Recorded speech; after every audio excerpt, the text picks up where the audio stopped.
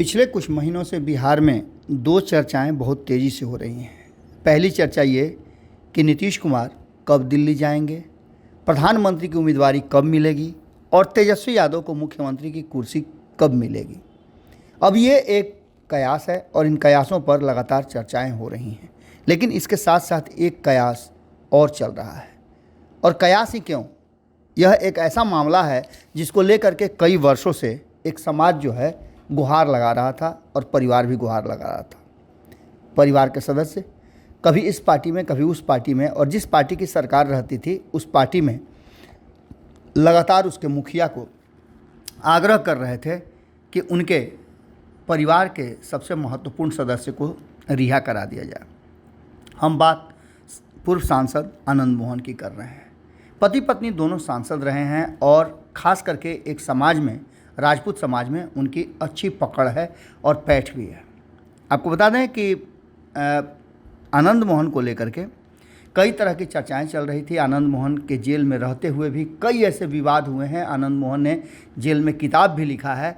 लेकिन इसके पहले हम आपको थोड़ा सा बता देते हैं कि बिहार सरकार ने, जो कि गृह विभाग के अंदर आता है कारा, इसके 2012 के नियम 481 में संशोधन के लिए फैसला ले लिया है।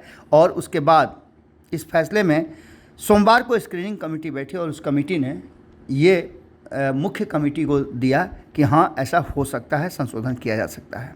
आनंद मोहन पर गोपालगंज के वर्तमान डीएम जो थे कृष्णैया, उनके हत्याकांड का दोषी करार दिया गया था और जिसके चलते उन्हें हाई कोर्ट ने फांसी की सज़ा दी थी। उसके बाद से सुप्रीम कोर्ट ने उस सज़ा को कम करते हुए उम्र कैद में बदल दिया था।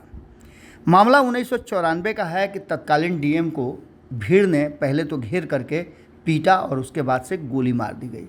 इस मामले को लेकर के आनंद मोहन को भीड़ भड़काने और इस मामले में संलिप्त होने का दोषी पाया गया था। आज वही आनंद मोहन जिसको लेकर के नीतीश कुमार दूरी बनाते थे, और नीतीश कुमार ये लगातार कहते हैं कि क्राइम, करप्शन और कम्युनिज्म से कोई समझौता नहीं कर सकते हैं। दो बातें ऐसी हुई हैं पिछले 24 घंटे में, जिसमें एक, नीतीश कुमार ने शराबबंदी से मरने वाले के परिजनों को 4 लाख रुपए मुआवजा देने की बात कही है। तो दूसरी सबसे बड़ी बात यह है कि आनंद मोहन की रिहाई। अब सबसे बड़ा सवाल ये उठता है कि इस रिहाई के पीछे की कहानी क्या है।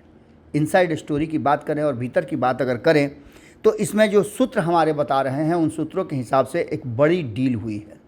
और ये डील इसलिए हुई है कि नीतीश कुमार के एक बहुत ही करीबी को ऐसा लगता है कि राजपूत समाज के वोट को एकजुट करने के लिए बहुत प्रयास किया गया, लेकिन संभव नहीं हो पाया।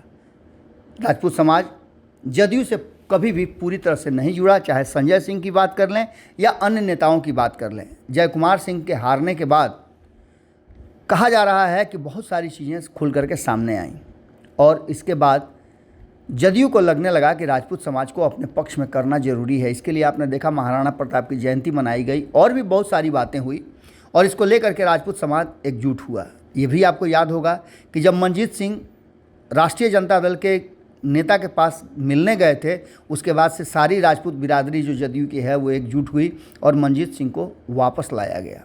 ये सारी कहानी आप समझ रहे थे, लेकिन 2024 के चुनाव से पहले ये नीतीश कुमार को बताना कि अगर आनंद मोहन बाहर निकल जाते हैं तो पार्टी के लिए और आने वाले 2024 के चुनाव के लिए नीतीश कुमार के प्रधानमंत्री बनने के लिए एक बड़ा मूव मिल जाएगा। क्योंकि आनंद मोहन राजपूत समाज के एक बड़े नेताओं में से गिने जाते हैं, भले ही जेल में हैं, लेकिन उनकी पकड़ और पहचान अभी भी राजपूत के सबसे बड़े नेता के रूप में है। और इसको याद दिलाया जा रहा है 77 और 94 के आसपास के जो घटनाएं हुई हैं उसको लेकर के बीपी सिंह के रूप में उनको सामने रखा जा रहा है, जो राजपूतों के वोट को एकमुश्त एक तरफ शिफ्ट कराते थे। अब इन सारी बातों को लेकर के उनकी रिहाई के साथ साथ ये भी चर्चा होने लगी कि आखिर इसकी डील क्या हुई है। तो जो हमारे सूत्र बता रहे हैं उन सूत्रों की अगर माने तो आनंद मोहन की रिहाई के बदले उन्हें बहुत सारे गिफ्ट भी दिए जाने हैं। ये गिफ्ट इसलिए दिए जाने हैं कि आने वाले 2024 और 25 के चुनाव में आनंद मोहन की भूमिका जदयू को बेहतर से बेहतर करने की होगी। इस बीच में आपको एक और बहुत इम्पोर्टेंट बात बता दें कि जब आनंद मोहन को सज़ा हुई थी तो इस मामले में जदयू के ही एक नेता ने पूरी मामले को उजागर किया था और उसके कारण ही आनंद मोहन जेल में रहे थे। आज उसी नेताजी के द्वारा आनंद मोहन को जेल से बाहर निकालने की बात की जा रही है। बातों बातों में ये भी कहा जाता है कि आनंद मोहन जब जदयू में जाने की बात उनकी हुई और उनसे पूछा गया तो उन्होंने कहा कि मैं जदयू से बाहर कब था, मैं जदयू में ही था, तभी मेरे ऊपर इस तरह का आरोप लगा था और आज भी रिहा हो रहा हूं तो जदयू के लोग ही रिहाई के पीछे भी हैं। मेरे जेल जाने का कारण भी जदयू के लोग थे और रिहाई का कारण भी जदयू के लोग हैं। इन सारी बातों को लेकर के अब जो डील की बात चल रही है उसमें कहा यह जा रहा है कि आनंद मोहन को एक तगड़ी ऑफ़र मिली है। इसमें पत्नी को राज्यसभा भेजने और छोटे बेटे और बेटी को बिहार में चुनाव लड़ाने के लिए 2 सुरक्षित सीट देने की बात भी चल रही है। अब देखना दिलचस्प होगा कि इसमें कितनी सच्चाई है और वक्त क्या फैसला करता है। वक्त आने पर ये सारी चीज़ें खुल करके सामने आएंगी और ख़ास करके देखा जाए तो आनंद मोहन की रिहाई को लेकर के जनता दल यूनाइटेड अपने वोट बैंक को बढ़ाने का एक बड़ा जरिया समझ रहा है। यही कारण है कि नीतीश कुमार जो आउट ऑफ द बॉक्स जा कर के इस तरह का फ़ैसला किए हैं, क्योंकि नीतीश कुमार इस तरह के फैसले नहीं लेने के लिए जाने जाते हैं।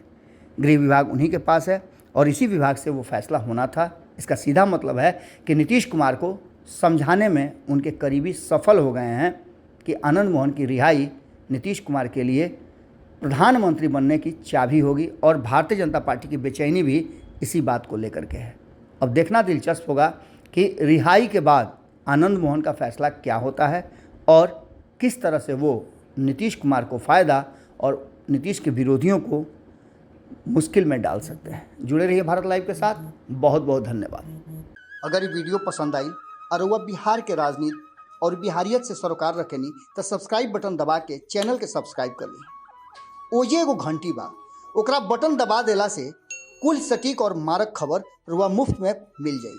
अगर रुआ पत्रकारिता के हमनी के नया प्रयोग में सहयोग कर चाहतानी तो ज्वाइन बटन दबा दी। पेटीएम नंबर नोट कर ली 9386816700। धन्यवाद।